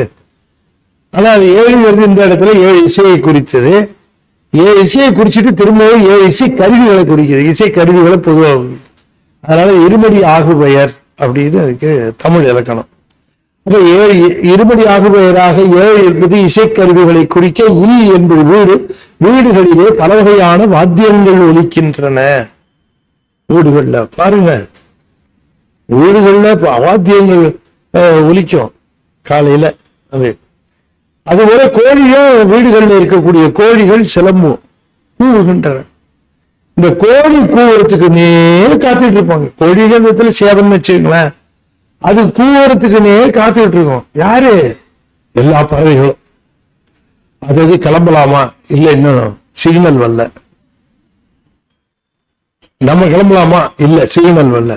இது கோரணும், அது கீச்சு கீச்சு கீச்சுன்னு கத்திக்கிட்டு அதை சொல்றாரு. சிலம்பும் குருகி எங்கும். கோழி சிலம்பன்னா ஒலிக்க, குருகி எங்கும் சிலம்பும். குருகின்னா பறவைகள், எல்லா இடத்துலயும் இருக்கக்கூடிய பறவைகள் கிடைச்சிருச்சு சிக்னல் அப்படின்னுட்டு எல்லாம் ஒலிக்க ஆரம்பிச்சிருச்சு. வீடுகளில் இருக்கக்கூடிய வாத்தியங்கள் ஒலிக்கின்றன. சங்கு பிடிக்கிறார்கள். திருக்கோயில்களில் இருக்கக்கூடிய சங்குகளை, திருக்கோயிலுக்கு சங்கு ஒரு மங்கள வாத்தியம். திருக்கோயிலுக்கு சங்கு பிடித்தல்னு பேரு, சங்கு குறித்தல் பேரு. திருக்கோயிலை தவிர்த்து சில இடங்கள்ல சங்கு பயன்படுகிறது. அப்ப அங்க சங்கு பிடித்தல், சங்கு குறித்தல், சங்கு ஊதினான்னு தான் சொல்லுவாங்க. அதுக்கு ஊதுதல்னு பேர். சங்கு ஊதுதல் அமங்கலம். சங்கு குறித்தல், சங்கு குறித்தல், சங்கு பிடித்தல். அது பாரதிதாசன் சங்கே முழங்குனாரு. முழங்குதல் அது சங்கு. ஒரு பெரிய அற்புதமான கருவி அது சங்கு. அது ஆகையினால நான் இதுக்கே பார்த்திருக்கேன். சில சமயங்கள்ல சங்கு ஊதுவாங்க அந்த கோயில்ல. ஏடா சங்கு ஊதுற இடமா அது? சங்கு ஊத வேண்டிய இடம் வேற, அங்கேதான் ஊதணும், இங்கே ஊதக்கூடாது. இப்பவும் சொல்லுவாங்கல்ல, அவருக்கு சங்கு ஊதிட்டாங்க ஐயா.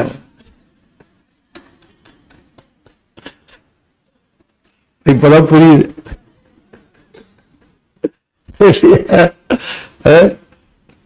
கோயிலுக்குன்னு சில சொற்கள் இருக்கு.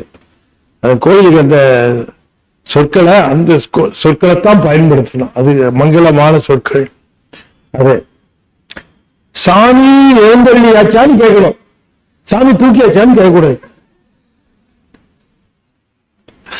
கேட்கிறோம், யார் கேட்கிறோம்னா ஈவோ கேட்கிறோம்.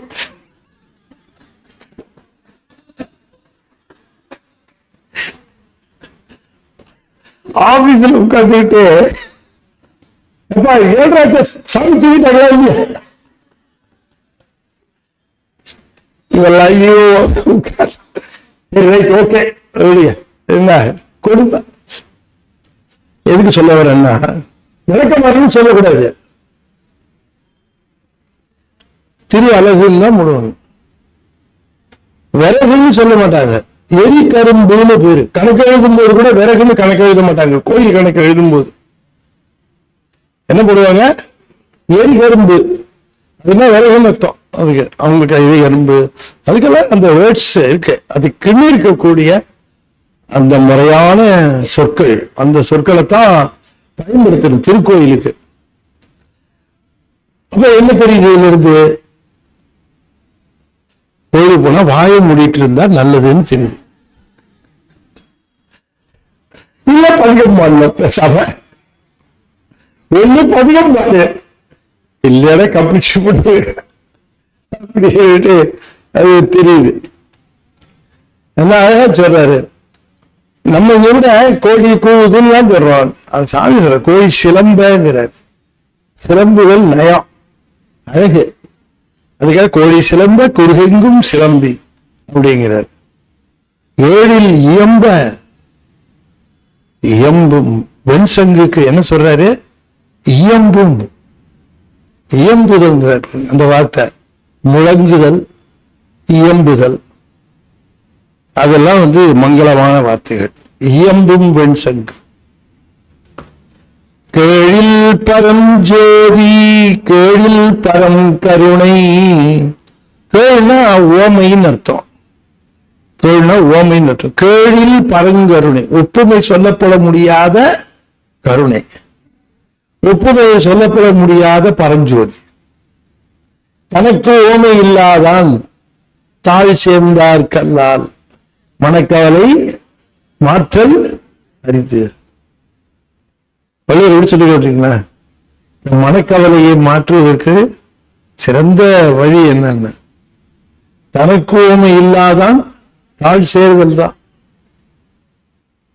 அது வழியா சொல்லி தருகிறார். தனக்கு ஓமை இல்லாதான் தாழ் சேர்ந்தார்க்கு.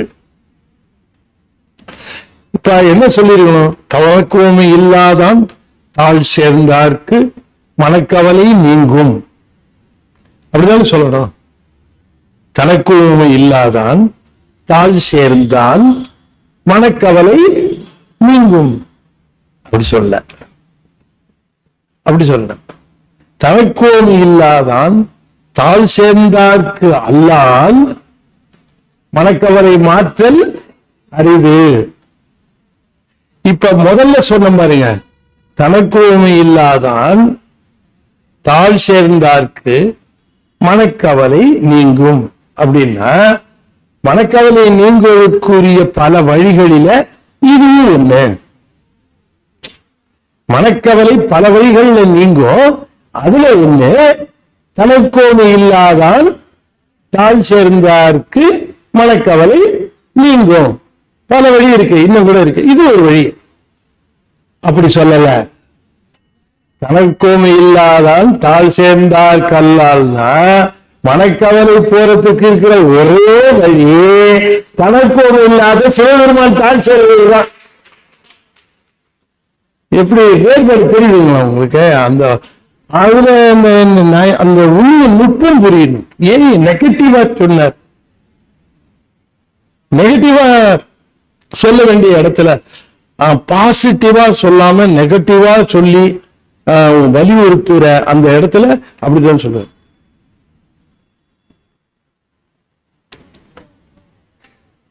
அதுபோல வள்ளுவர் ரொம்ப அற்புதமான டெக்னிக் ஃபாலோ பண்ணுவார். அது மாதிரி இங்க இது கேழில் பரங்கருணை, கேழில் பரம் சோதி, சோதி பரம் சோதி, கருணை பரங்கருணை, அதுவே அடைதான். சோதி பரம் ஜோதி பரங்கருணை அடைதான். கேழில் தனக்கு ஓமி சொல்ல முடியாத ஒரு கருணை அவருக்கு உண்டு. வாழி நல்லா இருப்படி, கொஞ்சம் சீக்கிரம் கதவை தர சொல்லு, சொல்லுங்க. நீ நல்லா இருப்பான், ஒரு கிளாஸ் தண்ணி கொடுமா அம்மா, நீ நல்லா இருப்பம்மா,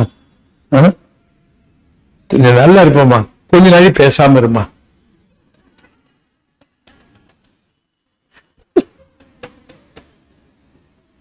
இப்ப எவ்வளவு பொருத்தமா இருக்கு.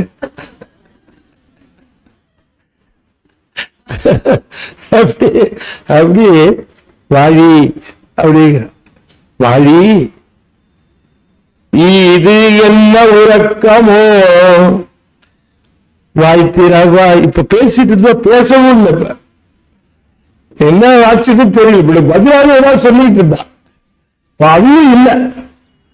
வாய்த்திரவாய் ஆமா, நீ அடிக்கடி சொல்லுவிய திருமாலுக்கு சிவபெருமான் மேல எவ்வளவு அன்பு உண்டோ அவ்வளவு அன்பு எனக்கும் உண்டு, திருமாலுக்கு இருக்கிற அன்பு போல எனக்கும் உண்டு அப்படின்னு அடிக்கடி சொல்லுவிய. நாங்களாம் என்ன நினைச்சோம்னா, திருமால் சக்கரம் பெறுவதற்காக சிவபெருமானிடம் போய் இருந்து 1008 மலர்களை கொண்டு அர்ச்சனை செய்து ஒரு மலர் குறைய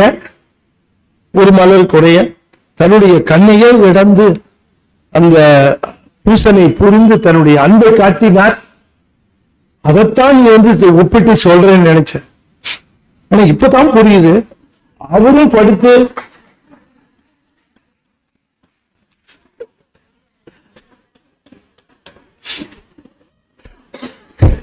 இதுதான் படுக்க விட்டு எழுந்திருக்க மாட்டேன் கேட்டா, இது துயிலான்னு கேட்டா அரித்துயில் கிடைக்கிறாரு.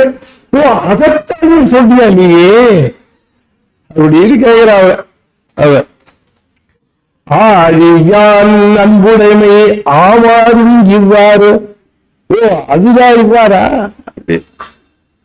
இருக்கணும், அதுதான் போல் தெரியும். அப்படி வச்சிருக்காரு எவ்வளவு அற்புதமா சாமியை மணிவாசகர் வச்சிருக்கிறது. ஆமாறும் இவ்வாறு. இதுதான் போல இருக்கு நீ சொல்லுது சொல்ல. ஊழி திருமாலை பத்தி மேல சொன்னதுனால உடனே சிவபெருமான அந்த பீக்கில் சொல்லி ஆக வேண்டி இருக்கும். ரொம்ப கவனமா இருப்பாங்க. எங்கேயாவது திருமாலோ நான்முகனோ ஏதோ ஒரு சந்தர்ப்பத்தில் ஏதாவது சொல்ல வேண்டி வந்திருந்தா டக்குனு சிவபெருமான்னு சொல்லி தன்னுடைய அந்த வாய்ப்பை தூய்மைப்படுத்திக் கொள்வார். அது என்ன சிவானுபவம் பாருங்க. டக்குன்னு திருமால்னு சொல்லிட்டாராம், உடனே டக்குன்னு ஊழி முதல்வனாய் நின்ற ஒருவன் அப்படின்ட்டார். சிவபெருமான் பேரை சொல்லிடணும். உடனே கடைசியா சொன்ன பேரு சிவபெருமான் பேரத்தான் இருக்கணும் வாயில. ஒருவேளை அந்த பேர் சொல்லும் போது மூச்சு நின்றுடுச்சுன்னா கடைசியா சொன்ன பேர் அதுவா போயிடுமே.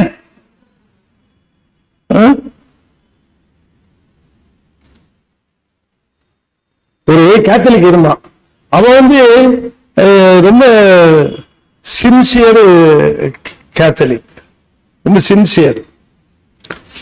அவன் என்ன பண்ணா, அவனுக்கு உடம்பு சரியில்லாம போயிடுச்சு. டாக்டர் எல்லாம் செக் பண்ணி பார்த்துட்டு கஷ்டம்பா அப்படின்ட்டாங்க.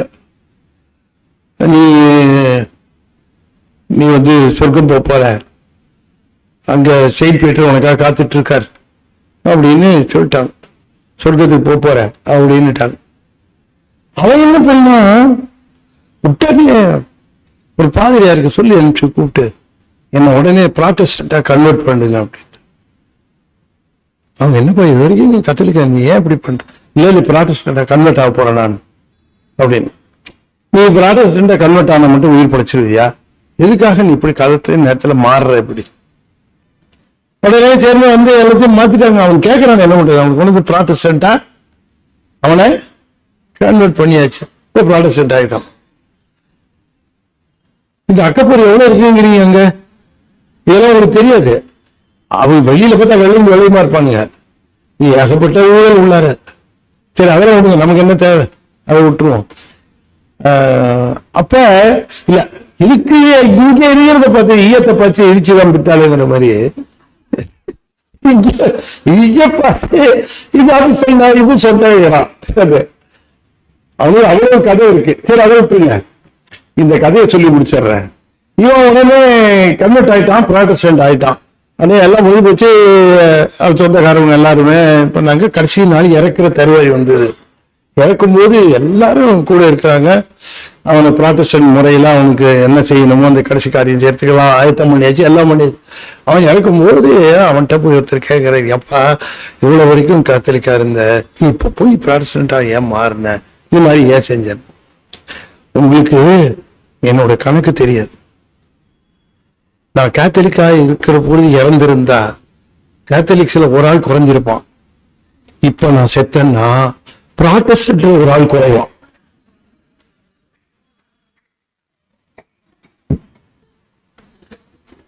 இவனுடைய அறிவை எங்க கொண்டு போய்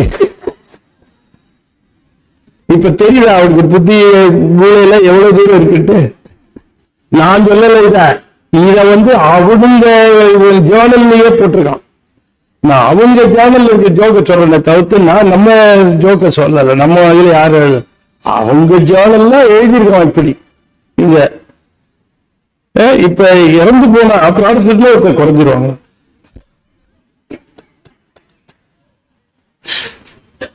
அது மாதிரி எதுக்கு சொல்ல வரேன்னா, நம்முடைய நாவல எப்ப பார்த்தாலும் சிவன் நாமங்கள் தான் வரணும். சிவனுடைய நாமங்களைத்தான் சொல்லணும். சிவநாமங்களையே ஜெபிக்கணும் நாம. அது ரொம்ப முக்கியமாக கருத உண்டு. அதனால நீங்க எங்கேயாவது திருமால் பிரமன் அப்படின்னு ஏதாவது இந்திரன் அப்படின்லாம் பேச்சு வந்ததா உடனே டக்குன்னு என்ன பண்ணுவார், சாமி பரத்துவமாக இருக்கக்கூடிய சிவபெருமானை பற்றி பேசிடுவார், சொல்லிடுவார். இங்க மேல ஊழி ஆழியான் அன்புடைமைன்னு சொன்னாரு. சொன்ன உடனே அடுத்தது ஊழி முதல்வனாய் நின்ற ஒருவன் அப்படின்ட்டார். ஊழி முதல்வனாய் நின்ற ஒருவனை ஏழை பங்காளனியே பாடையலூர் எம்பாவார். முன்னை பழம்பொருட்கும் முன்னை பழம்பொருளே பின்னை புதுமைக்கும் பேத்தும் அப்பெற்றியனே உன்னை பிரானாக பெற்றவும் சீரடியோம் உன்னடியார் தாழ்வணிவோம் அங்கவர்க்கே பங்காவோம். சொத்து முழுவதும் எழுதி வைக்க வேண்டிய பாட்டு. சைவர்கள் அப்படி உச்சி மேல. ஏன்னா இப்படி பாடுற மூட்ல இருக்கிறவரா அவரு. யோசனை பாருங்க, மணிவாசகருடைய நிலை, அவருடைய தன்மை, அவருடைய இது விஷயத்தை பாருங்க. ஆனால் இதுக்கு இறங்கி வந்து பெண்களுக்காக ஒரு பாட்டை பாடியிருக்காரு. தான் பாடுவது போல் இல்லாமல் பெண்களே பாடுவது போலவும் பெண்கள் கோரிக்கை வைப்பது போலவும் பாடுகிறார். பெண்கள் கோரிக்கை வைப்பது போல. இப்ப எனக்கு ஒரு வேணும்னு சொன்னா நான் இன்னொருவர் கேட்பதாக அதை சொல்லலாம். நான் எனக்கு ஒண்ணு கேட்கணும்னு நினைச்சேன், இன்னொருவர் கேட்பதாக அதை சொல்லலாம். ஆனால் அது இன்னொருவர் கேட்பது எனக்கு பொருந்தி வரணுமே. அப்பதான் எனக்கு நான் கேட்டதா சொல்ல முடியும். இங்க பெண்கள் கேட்பதாக வைத்திருக்கிறது. இந்த மணிவாசகருக்கு பொருந்தி வருமா? வராது. எனக்கு ஒரு நல்ல கணவன் வேணும், சைவனை சேனையில் இருக்கிறவனை கணவனாக வேண்டும், அவனையே நாங்கள் தொண்டு செய்ய வேண்டும். இதெல்லாம் பெண்கள் தான் கேட்க முடியுமே தவிர மணிவாசகர் கேட்க முடியுமா? அப்ப மணிவாசகர் பெண்களுக்காக இறைவனிடம் கேட்கிற இடம் இது. அப்ப பெண்களுக்காகவே நீங்க இதை நான் எழுதி வைக்கிறேன், நீங்க எல்லாம் பின்னால் ஒரு பாடுங்க இதை அப்படின்னு மணிவாசகர் எழுதி வச்சிருக்கார். பெண்களுக்கு இப்படி எழுதி வச்சிருக்காரு. நமக்கு எங்கேயாவது எழுதியிருக்காரான்னு பார்த்தேன், கண்டுகிற மாதிரியே இல்ல. பெண்களுக்கு இப்படி எழுதி வச்சிருக்காரு. அப்படி ஒரு சிறப்பு இது. முன்னை பழம்பொருட்கும் முன்னை பழம்பொருளே பின்னை புதுமைக்கும். இன்னும் எத்தனை காலம் கழிச்சு, எத்தனை செஞ்சுரி கழிச்சு, என்ன நெட்டு, என்ன என்ன வேணா வரட்டுமே, என்ன வேணா வரட்டுமே. அப்பவும் திருவாசகத்தை வித்தியம் ஒண்ணு வரப்போறதே கிடையாது, வாய்ப்பே கிடையாது, ஒண்ணு கிடையாது. சிவம் அப்படியும் தான் இருக்கும். பழமைக்கும் பழமை, புதுமைக்கும் புதுமை என்று சொன்னால் பழமையும் புதுமையும் கால எல்லையை ஒட்டியது. சிவபெருமான் காலத்தை கடந்தவன். அதனால பழமைக்கும் பழமை என்பதும் புதுமைக்கும் புதுமை என்பதும் காலத்திற்கு அப்பாற்பட்டவன் சிவபெருமான். காலக்கணக்கிலே இல்லாதவன் சிவபெருமான். எல்லா ஆன்மாக்களும் காலக்கணக்கில தான் இருக்குன்னு நினைக்க வேண்டாம். சில ஆன்மாக்களை காலக்கணக்கை கடந்து அழைத்து போய்விடுகிறார். சுத்தமாயில காலம் கிடையாது. அது அசுத்தமாயில மட்டும்தான் இருக்கக்கூடிய தத்துவம். இன்னும் சொல்ல போனா அசுத்தமாயிலிருந்து சுத்தமாய போறதுக்கு நடுவில் இருக்கிற பிரிட்ஜி காலம். இங்க இருந்து அங்க டிரான்சிஷன், இங்க இருந்து அங்க. அப்ப இங்க ரொம்ப எதுல வந்துட்டான் அப்படின்னா, ஒரு தள்ளு காலிலே ஓதிப்பார், அங்க போய் வந்துருவாங்க. எங்க? சுத்தமாயில போய் வந்துருவார். அதனாலதான் அவர்களுடைய திருவடியை பற்றிக் கொள்ள வேண்டும். காலத்தை கடந்து வைப்பார், சுத்தமாயிலை கொண்டு சேர்ப்பார்.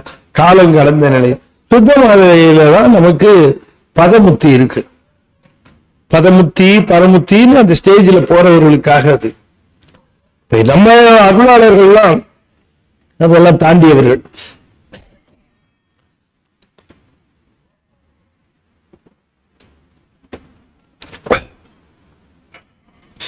முன்னை பழம்போக்கும் முன்னை பழம் பொருளே பின்னை புதுமைக்கும் பேர்த்துவ பெற்றியனே உன்னை பிரானாக பெற்ற உன் சீரடியோன். இப்ப இந்த பாட்டுக்கு என்ன சிச்சுவேஷன் பாருங்க. உள்ள தூங்கிட்டு ஒரு மாதிரி அதை எழுச்சி வெளியே வந்தாச்சு, எல்லாரும் ஒன்னா சேர்ந்தாச்சு. எல்லாரும் சேர்ந்து, ஏன் இவ்வளவு நாளைக்கு தூங்கல, இது எல்லாம் வெட்டியா பொழுது போகல, தேவையில்லாம பேசி நாங்க எவ்வளவு நாளைக்கு காத்துட்டு இருந்தோம் தெரியுமா, இப்படி எல்லாம் கேட்காம உடனே அவங்க சிவபெருமானுடைய அந்த பெருமையை அவனுக்கு விண்ணப்பத்தை சொல்லிக் கொண்டே நீராடுவதற்கு அவர்கள் ஒன்றாக போகிறார்கள். போகிற போது பெருமானே அவர்கள் முன்னை பழம்பொருட்கும் முன்னை பழம் பொருளே நிறுத்தி சொல்றார், பின்னை புதுமைக்கும் பேத்தும பெற்றியனி. உடனே ரெண்டு பேரும் சொல்றாங்க, உன்னை பிரானாக பெற்ற உன் சீரடியோ உன்னடியார் தாழ்வணிவோம் அங்கவர்க்கே பங்காகும். சாமி, எங்களுக்கு நீ கொடுக்கிற வர என்னன்னா, எப்பவும் உன்னுடைய திருநாமத்தை கேட்டுக்கொண்டே இருக்கக்கூடிய செவி. அப்ப அடியார்கள் இருக்கிற இடத்துல இருந்தாதான் இது சாத்தியம். ரயில்வே ஸ்டேஷன்ல இருந்தா சாத்தியமா? பஸ் ஸ்டாண்ட்ல இருந்தா சாத்தியமா?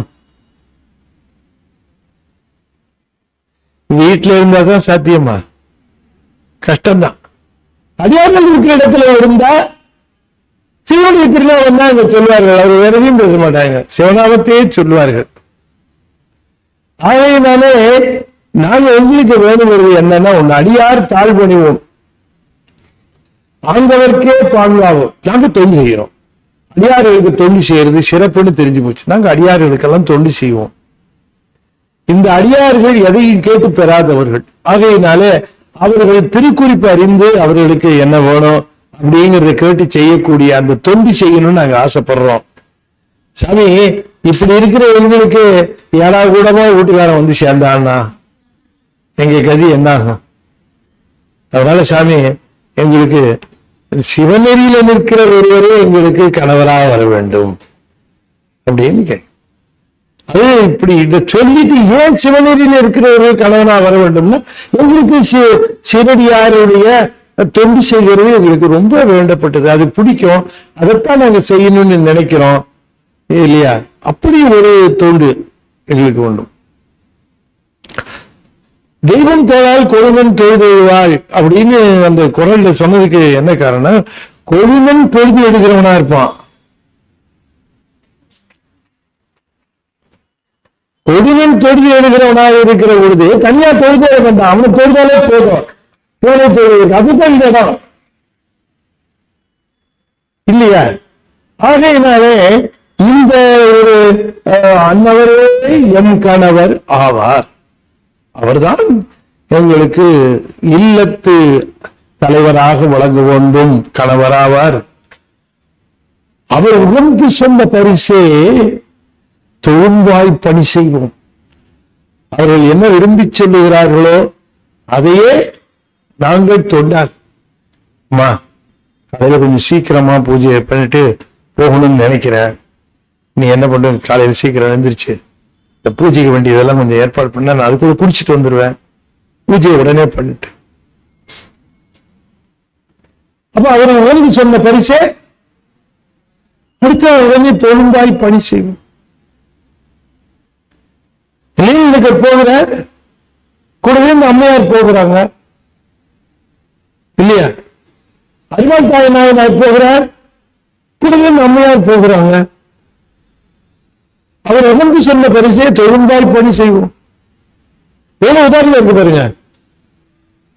மனவாளர் புதுசாக சொல்லியிருக்காரு இல்ல, நம்முடைய சைவ நெறியத்தான் சொல்லியிருக்கார்.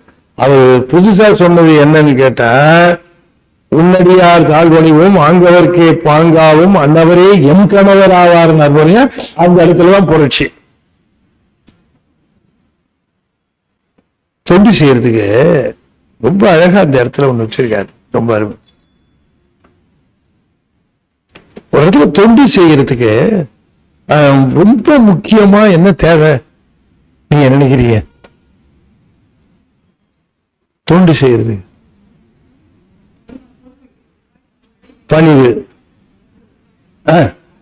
அன்பு, பணிவு, அன்பு, விருப்பம்,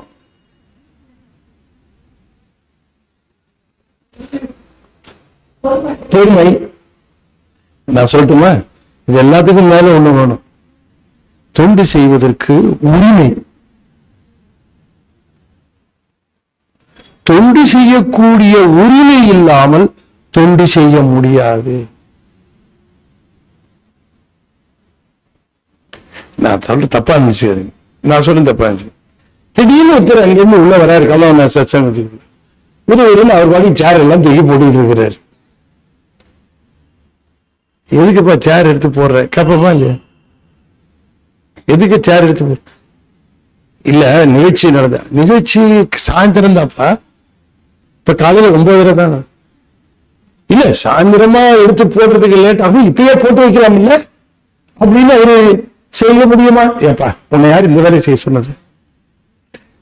நீ அப்படிதான் வேலை செய்யணும்னா நாங்க நிறைய வச்சிருக்கிறோம்.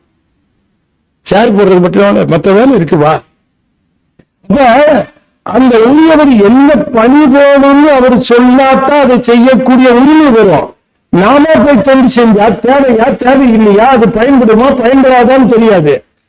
எனவே தொண்டுக்கு என்ன தேவைனா உரிமை தேவை. அப்படி கணவராக வந்து விட்டால் அவரிடம் அந்த உரிமை பற்றி தொண்டு செய்யலாம் என்பதை உரிமை கேட்கிறார்கள். எல்லாருக்கும் தொண்டு செஞ்சுட்டு போக வேண்டியதுதானே, அவர் ஏன் கணவராக வரணும்?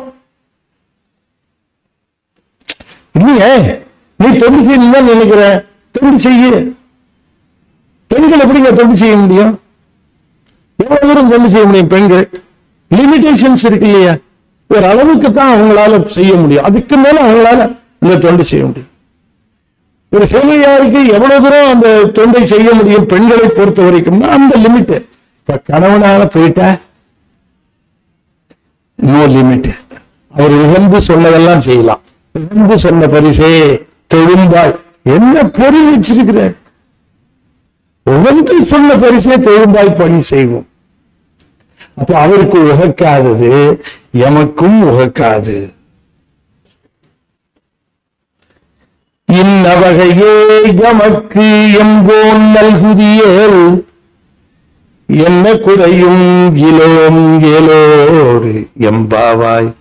இது மட்டும் எங்களுக்கு கொடுத்தேன்னா எங்களுக்கு வேற என்ன வேணும்? எங்களுக்கு வேற ஒண்ணும் வேண்டியதில்லை போ.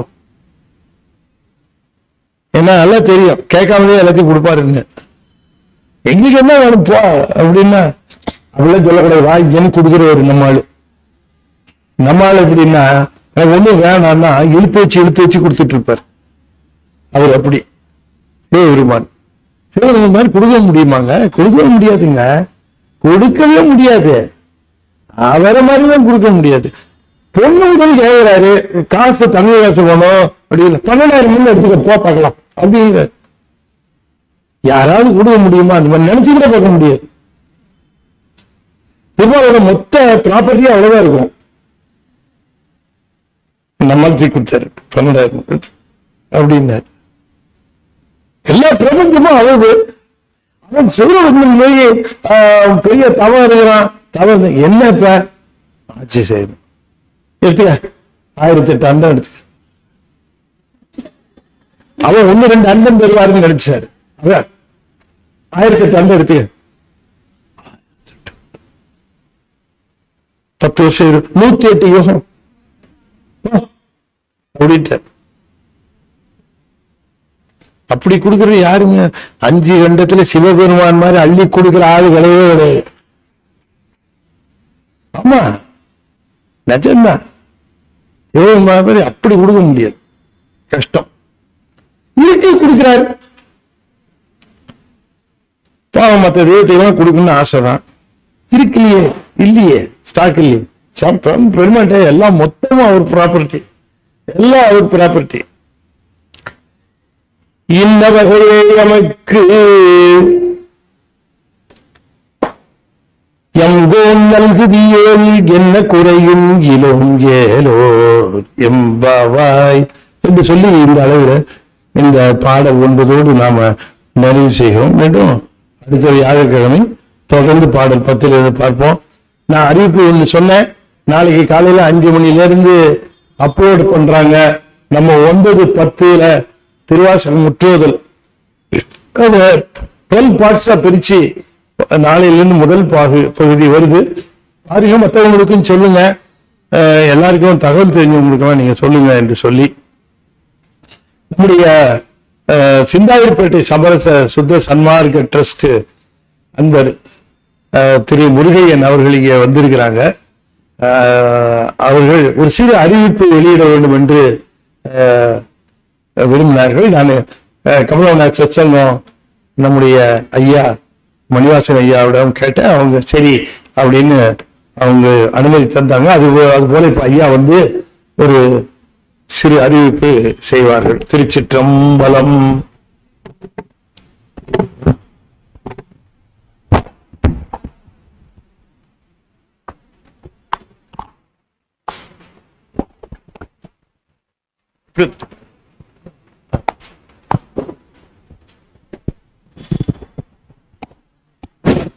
திருச்சிற்றம்பலம்.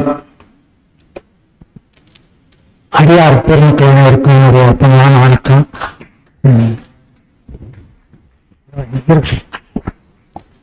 சிந்தாதிரிப்பேட்டையிலே சமரச சுத்த சன்மார்க்க சங்கம் 82 ஆண்டுகளாக பணி செய்து கொண்டு வருகின்றது. அதனுடைய பணியை பாராட்டி சமீபத்தில் நடந்த திருமந்திர விழாவிலே சிறப்பு செய்தார் ஐயா. அந்த சங்கத்திலே ஐயாவுகள் 25 ஆண்டுகளாக ஆசானாக இருந்து ஒவ்வொரு வருடமும் மாலை மாதம் 1ஆம் தேதி முதல் 15ஆம் தேதி வரை 15 நாட்கள் தொடர் சொற்பு ஆற்றியிருந்தார்கள். 25 வருஷம். 26வது வருஷம். இந்த வருஷம் வள்ளல் பெருமான் முதலில் பாடிய தெய்வ மணிமாலை கந்த கோட்டம் மீது அது தெய்வ மணிமாலை பற்றி சிந்திக்க இருக்கிறது. 15 நாள் எல்லாரும் உங்களுடைய அழைப்பு ஏற்று வந்து கலந்து கொண்டு பயன்பெற என்று கேட்டுக்கொள்கின்றேன். நீங்கள் அனைவரும் எல்லா நலமும் வளமும் பெற்று மன நிறைவோடு மகிழ்ச்சியாக அமைதியாக வாழ அம்பலவான பெருமானை வேண்டி இருந்து வேண்டிக் கொள்ளும். நன்றி, வணக்கம். இப்பொழுது 5 முறை ஓதுவேன். அன்பர்கள் தொடர்ந்து ஓத வேண்டும் என்று திருவடி பணிந்து வேண்டிக் கொள்கின்றேன். திருச்சிற்றம்பலம். ஓம் நமச்சிவாய. ஓம் நமச்சிவாய. ஓம் நமச்சிவாய. ஓம் நமச்சிவாய. ஓம் நமச்சிவாய. திருச்சிற்றம்பலம். தென்னாடுடைய சிவனே போற்றி. வெற்றிவேல் முருகனுக்கு. திருச்சிற்றம்பலம்.